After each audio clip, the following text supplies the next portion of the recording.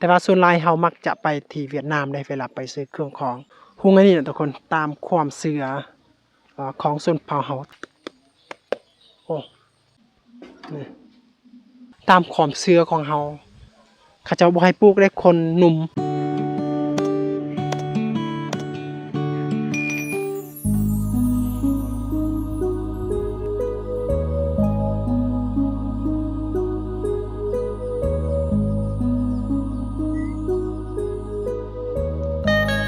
กับทักทายสวัสดีและสวัสดีพ่อแม่พี่น้อง FC เบิดสุขสุขคน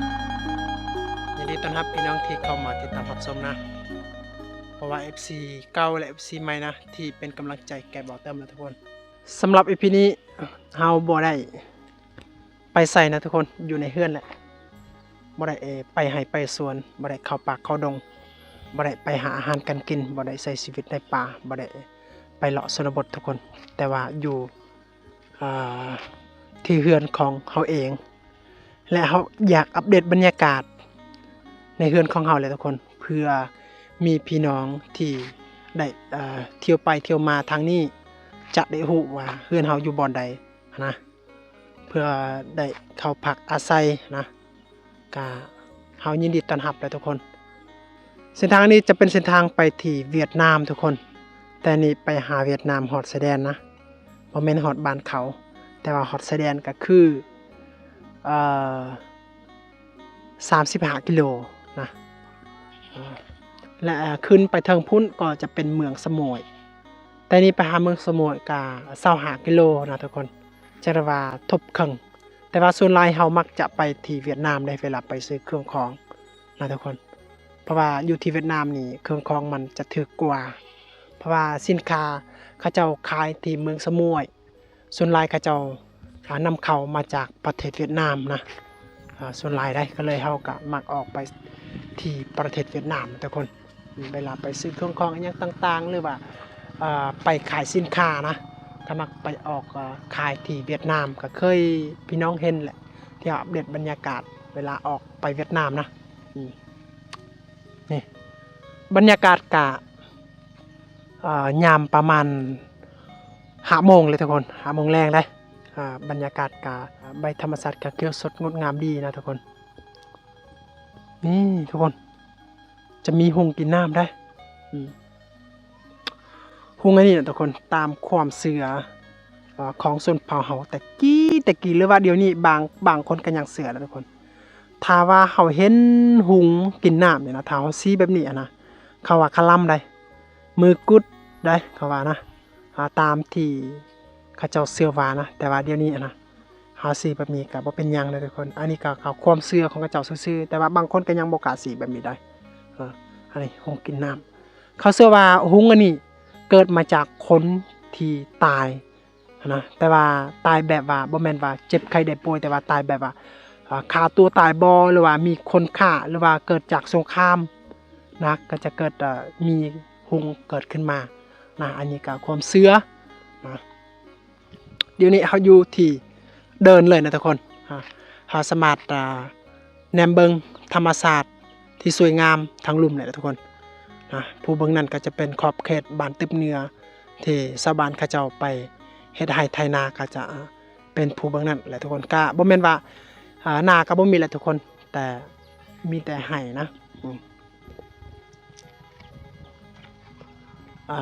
ภาคนี้จะเป็นภูขอบเขตบ้านเฮานะเวลาเฮาไปเฮ็ดไร่ไถนาเฮ็ดสวนเฮาก็ขึ้นไปเฮ็ดอยู่ทางนี้เส้นทางกะเฮาเฮ็ดตามที่บอนที่เฮาสามารถขึ้นได้เฮาก็เฮ็ดตามนั้นแหละทุกคนก็เกี่ยวไปเกี่ยวมาแหละทุกคนเส้นทางได้บ่แม่นว่าเส้นทาง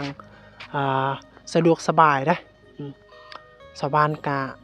เวลาแบกของหนักนี่มันยากลำบากหลายทุกคนและเบื้องนั้นก็จะเป็นปราสาทเด้อปราสาทของหมู่บ้านเฮาเลยเดี๋ยวนี้ก็ยังใช้อยู่ทุกคนเวลามีคนที่เสียชีวิตแล้วเขาจะไปพังอยู่ในหันกะคืออยู่ในเฮือนเฮานี่จะเงาได้นะจะเงาเวลากลางค่ำกลางคืนนี่มามักจะห้องนะทุกคนก็บ่ฮู้ว่ามันจะห้องเฮ็ดหยังนะเวลามีคนตายนี่มามักจะห้องนะเป็นตาย้านเลยทุกคน แต่ว่าเฮากะเคยอยู่เคยอาศัยกะมา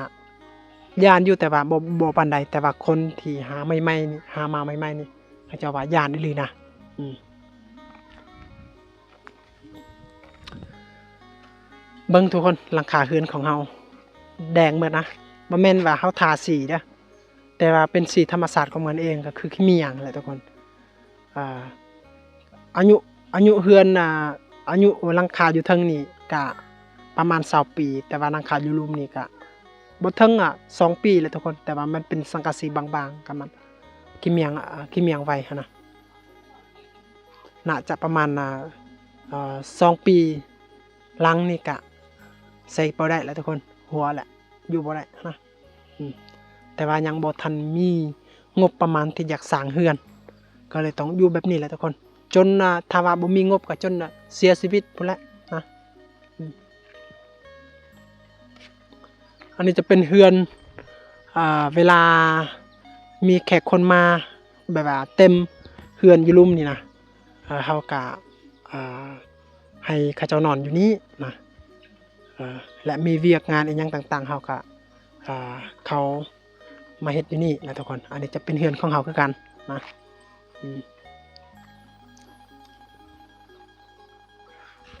แต่ว่าเรือนในนี้ยังบ่ทันสำเร็จ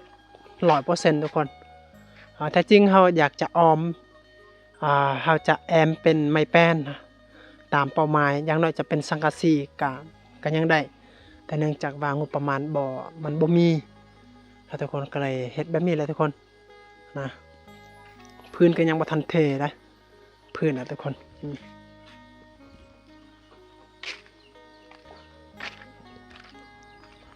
เบิ่งไปเบิ่งบักหมี่ก่อนสุกหรือบ่โอ้ยังบ่ทันสุกทุกคนถ้าสุกนี่เฮาสามารถจะรู้เลยเวลาเฮ็ดแบบนี้นะ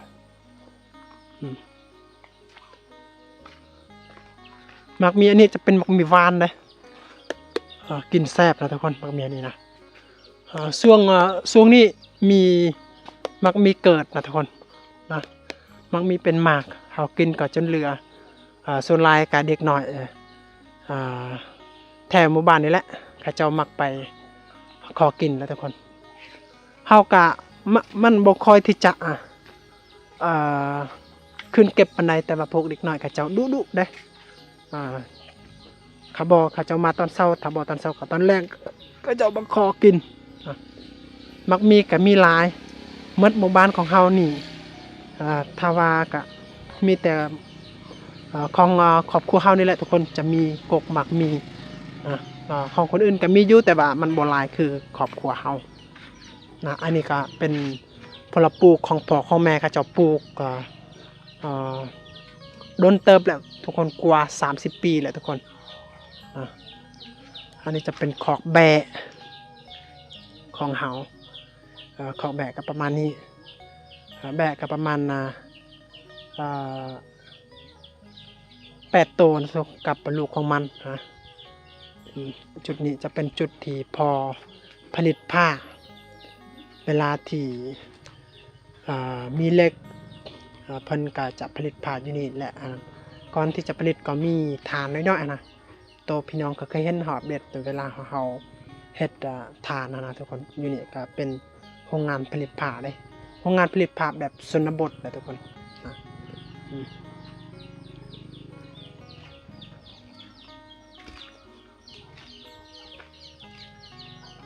เฮือนเฮานี่บ่มีอันนั้นนะทุกคนบ่มีบอนที่เฮาไว้พื้นต่างหากก็เลยเอาไว้พื้นแบบนี้ก่อนนะเนื่องจากว่าบ่มีงบที่ซื้อสังกะสีหรือว่าตะปูเอาไว้ตามตารางนี่แหละทุกคนนี่ก็มันเปื้อนหลายก็ว่าจำเป็นนะทุกคนและพื้นที่มันคับมันแคบนะทุกคนอันนี้จะเป็นถ้าภาษาอันว่าลาหน่อไม้ของมันก็ซ้ำมาเราขี้นะทุกคนใหญ่ได้ซ้ำขาแหละนี่เติบได้หน่อไม้ของมันแต่ว่าหน่อไม้นี่กับหน่อไม้ไล่หันหน่อไม้ไล่แพงกว่าเลยเวลาเราไปขายอยู่เวียดหน่อไม้นี่หันมันซ้ำที่นอของไม่สอดไม่พางนั่นแหละทุกคนราคาเดี๋ยวนี้ อ่าไก่เริ่มเข้าคอกแล้วทุกคนไก่เริ่มเข้าคอกแล้วเพราะว่า5 โมง 6 โมงมันเข้าคอกนะ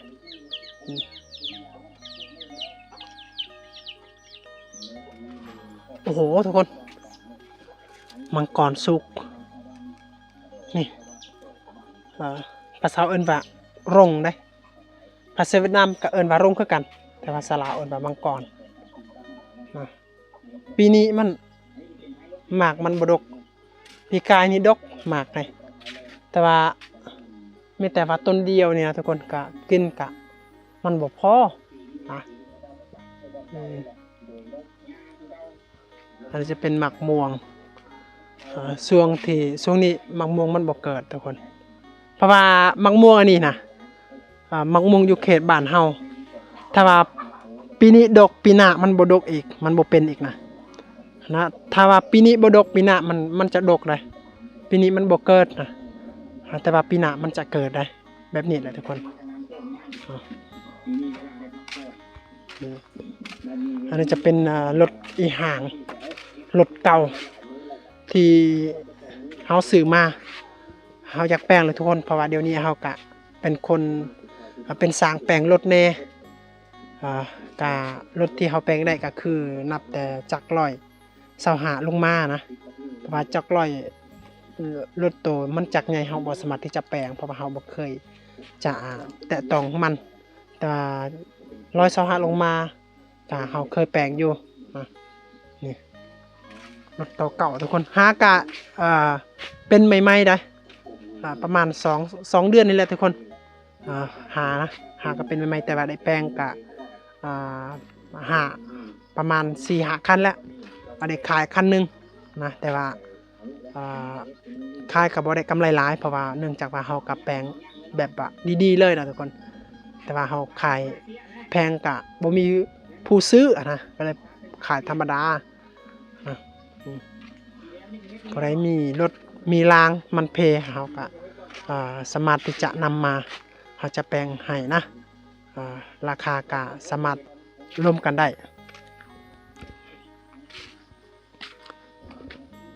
อยู่ลุมหันจะเป็นเหล่าเข้านี่แหละทุกคนบางคนว่าโอ้คือว่าใหญ่แท้เหล่าเข้าของเจ้านะเข้าลายอยู่บ่ครับว่าก็บ่แม่นว่าเข้าลายแต่ว่าเนื่องจากว่าเฮาเฮ็ดไว้กว้างแบบนี้ถ้าเฮามีเข้าลายก็มันสะดวกสบายนะก็เลยเฮ็ดเพื่อนะบ่แม่นว่าเข้าลายเดี๋ยวนี้เข้าบ่มีแล้วทุกคนเด้อบ่ฮู้ว่าสิกินหยังแล้วบัดนี้เดี๋ยวนี้นะเราสิเปิดให้พี่น้องได้เบิ่งนะเอาแหละเปิดบ่ได้แหละนี่กี่อย่างอ่องตองแองแต่งเลยมืดแต่ว่ากี่อย่างบ่มีหยังอันนี้ยังแต่อันนี้เป็นแนวของมันนะอันยังซองอันนี้ของคนอื่นแหละพุ่นของเฮายังอีกสอบหนึ่งแหละทุกคนสิกินแนวได้ปะนี่บ่มีหยังคนอื่นว่าเฮามีข้าวลายแต่สุดท้ายนี่ทุกคนบ่มีข้าวได้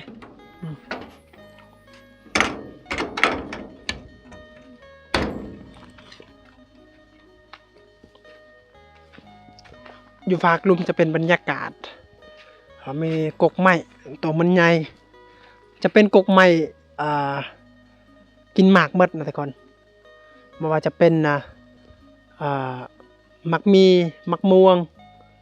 หรือว่ามักเกียงนะจะเป็นกกไม้กินหมากหมด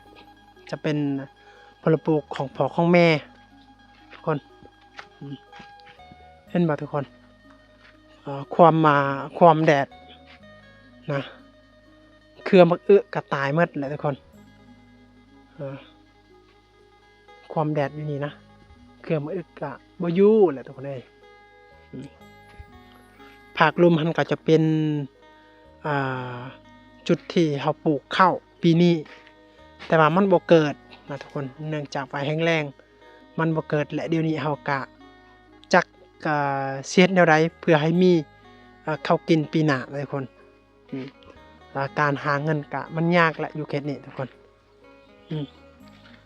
เพราะว่าอาชีพหลักของเฮากะเฮ็ดไร่นะ เฮ็ดให้ปลูกข้าวทุกคน แต่ว่าเดี๋ยวนี้ข้าวมันบ่มีก็เลยเฮาบ่ฮู้ว่าสิกินจังใดแหละปีหน้านี่นะยังบ่ฮู้ว่าสิเฮ็ดแนวใดต่อทุกคนเอ้ย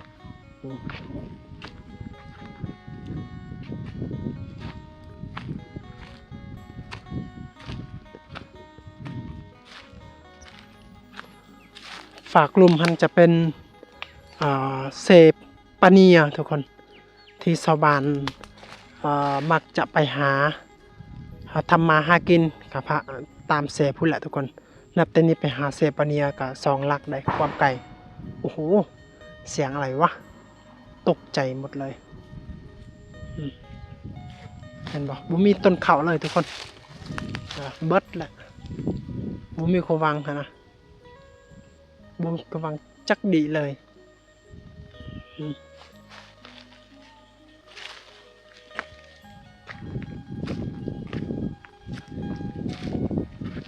อันนี้จะเป็นห้องน้ำนะห้องน้ำของเฮาแต่ว่ามันเพลแล้ว เวลาเฮาใส่นี่กะบ่มีประตูอัดเลยทุกคนนะบ่มีงบประมาณที่จะเฮ็ดใหม่นะนี่จะเป็นต้นมะพร้าวภาษาเอิ้นว่าต้มกะโอต้นมะพร้าวนี่ตามความเชื่อของเฮาเขาเจ้าบ่ให้ปลูกได้คนหนุ่มนะคนหนุ่มคนที่เขาเห็นว่าอายุยังสูงยังหลายเขาเจ้าบ่ให้ปลูกเลยทุกคนปลูกนี่ต้องเป็นคนเฒ่าคนที่ใกล้อายุใกล้จะหมดนะมันปลูกได้เพราะว่าเขาเจ้าว่าท่าว่ามะพร้าวนี่เกิดนะมะพร้าวนี่ดีคนจะเสียแต่ว่าถ้ามะพร้าวบ่ดีคนกินยังอยู่แต่ว่าเฮาปลูกเฮาต้องการให้มันดีนะก็เลยเขาเจ้าบอกให้คนหนุ่มปลูกต้องคนเฒ่าต้องปลูกนะนี่แหละทุกคนอันนี้ของอายเฮาอันนี้จะเป็นของเฮานะนี่จะเป็นหนองปลาแต่ว่าเดี๋ยวนี้มันบ่มีปลาแล้วทุกคนเนื่องจากว่าน้ำมันบ่มีเฮาก็เลยบ่ได้ปล่อยน้ำอยู่บ่อนี้นะก็เลยปลามันบ่มีนะปลาก็ตายหมดกินหมดแล้วบ่แม่นว่าตายฟรีเฮากินแล้วทุกคนเพราะว่ามีพี่น้องมาเฮาก็เอามากินแต่ว่ายังไข่นะของเฮานี่ยังมีน้ำใส่อยู่ใส่เฉพาะส่วนตัวเฮาถ้าแบ่งปันให้แก่ชาวบ้านก็มันบ่พอแต่ว่าก็มีบางคนก็ไปใส่อยู่แต่ว่าบ่แม่นว่าหมดหมู่บ้านเฮาแต่ว่าของเฮาก็ยังพอใส่ได้น้ำเนี่ยนะถือว่าถ้าเฮาใส่ผู้เดียวนี่ก็อำนวยความสะดวกนะทุกคนแต่ว่าจะมีชาวบ้านมาใส่น้ำกันหั่นน่ะก็เลยมันบ่ค่อยสะดวกปานใดหั่นน่ะแต่ว่าตามแถวเบิ่งบรรยากาศเดี๋ยวนี้ก็เริ่มอยากฝนตกได้ก็น้ำก็เริ่มลายไปนี่ทุกคนเวลาตอนเที่ยงเฮามักจะนอนอยู่นี่นะทุกคนเฮาพักอยู่นี่เพราะว่ามันมีห่มต้นมะม่วงเฮามักจะพักอยู่นี่นอนอยู่นี่แหละทุกคนนะบางเทื่อเฮาก็จะไปนอนอยู่พุ่นเวลาเฮามีคลิปหลายๆทุกคนเฮาจะปลูกเป้อยู่นี่แหละทุกคนปลูกเป้อยู่นี่นอนอยู่นี่ตัดคลิปอยู่นี่นะทุกคนบางเทื่อเฮาก็ตัดยังบ่ทันหมดคลิปเทื่อคลิปนึงก็บ่แล้วก็รับไปก่อนก็มีนะเพราะว่าอยู่นี่มันจะมีโฮมกกไห่นี่แหละทุกคนในเวลากลางคืนนี่บางเทื่อก็พวกไอซีหอมแล้วว่าเบาโนดมาเขาเจ้ามักจะนอนอยู่นี่แหละครับเพิ่นเฮาจะใส่ไฟอันนี้เขาเจ้าสากโทรศัพท์นะนี่บรรยากาศเริ่มมืดแล้วทุกคนนี่บรรยากาศเริ่มแล้วมันก็เจ้าไปอาบน้ำแล้วนี่เดาะไงเนี่ยตัวแกบ่มีทั้งแม่ทั้งลูกไปอาบน้ำบ่มีน้ำเกินนี่มันบอกนี่ลูกถือกระตามันมีน้ำบ่อยู่พ้นเพิ่นมาแต่ให้แล้วมาอาบน้ำอยู่นี่นะ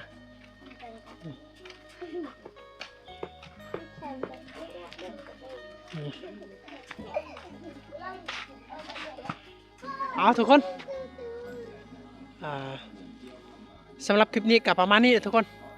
ก็คือคลิปบรรยากาศที่เฮือนของเฮานะกับบรรยากาศกับบ่มีหยังหลากหลายเนื่องจากว่าเป็นบรรยากาศมืดๆนะแต่ว่าเฮาคิดว่าเฮาจะบ่ได้เฮ็ดคลิปครอบครัวเฮาเองเพราะว่าหลายคลิปที่เฮาลงเฮาบ่ได้เฮ็ดคลิปครอบครัวเฮาโดยเฉพาะนะทุกคนเฮาบ่ได้รีวิวบรรยากาศในครอบครัวเฮาโดยเฉพาะแต่เนื่องจากว่าเฮาคิดว่าอยากเบิ่งบรรยากาศปีต่อไปจะมีการเปลี่ยนแปลงแนวใดหั่นนะทุกคนก็เลยเฮาก็ได้เฮ็ดคลิปเพื่อเป็นที่ระลึกนะและอีกอย่างเฮาเฮ็ดคลิปมาสำหรับคลิปนี้บางคนคิดว่ามันสิเฮ็ดมันบ่งามมันบ่มีกิจกรรมหยังแต่ว่าสิ่งหลักๆที่เฮาจะเฮ็ดก็คือเพื่อให้พี่น้องที่เคยผ่านไปผ่านมาแถวนี้ก็สามารถจะฮู้ว่าเรือนของเฮาอยู่บ่อนใดและถ้าไปพักอาศัยมันสะดวกสบายนะก็คือนี่แหละทุกคนอันนี้อยู่กลางคอนี่จะมีกกไข่เลยจะเป็นเฮือนเฮาก็อันนี้เพื่อพี่น้องจะเวลาไปเที่ยวเมืองสมุยไหลไปลงทางนี้เพื่อจะฮู้ว่าไปพักไปอาศัยยินดีต้อนรับนะโอเคทุกคนสำหรับคลิปนี้ก็ประมาณนี้บางเฮาได้แบ่งปันให้แก่พี่น้องบรรยากาศ